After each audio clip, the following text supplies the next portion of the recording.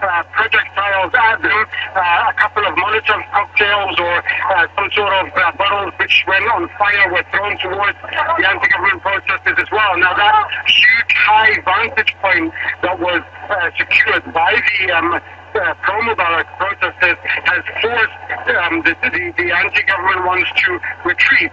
I must note here that these buildings surrounding Tahrir Square, many of them maybe 10, 11 stories high, for the past few days have been severely guarded by the locals here, and no one was allowed to enter.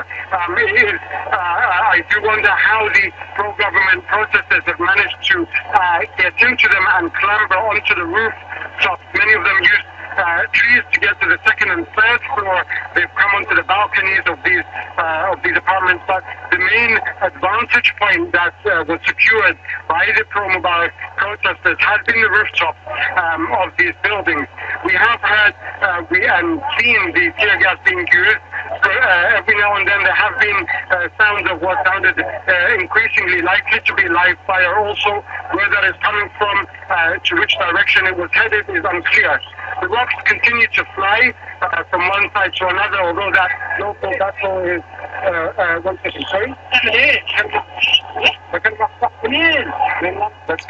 Let's go from there to one of our other correspondents in another part of Tahrir Square. You can see that tear gas is certainly wafting from the ground level up through those buildings on the left-hand side of the screen. Of course, our correspondent saying that pro-government supporters have commandeered a high-rise building and are throwing missiles onto the anti-government supporters who've retreated at least 100 metres back into Tahrir Square. Let's join our correspondent who's very close to those demonstrations as well. Just tell us what you were seeing.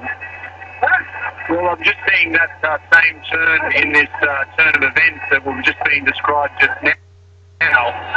What has happened